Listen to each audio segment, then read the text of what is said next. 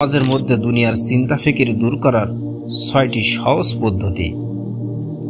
কিভাবে আপনি নামাজের মধ্য থেকে দুনিয়ার চিন্তা ফিকির দূর করবেন? অতি সহজেই। নামাজ ইসলামের দ্বিতীয় ফরজ হুকুম।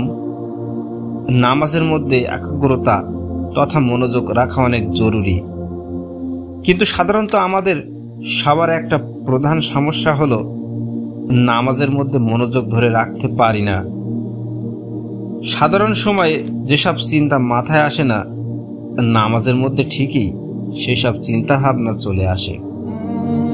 ফলে নামাজে মনোযোগ ধরে রাখাও কঠিন হয়ে যায়, যদিও বেশিরভাগ সময়ে আমাদের অন্তরে যে কল্পনা বা খেয়াল আসে সেগুলো অনিচ্ছাকৃত।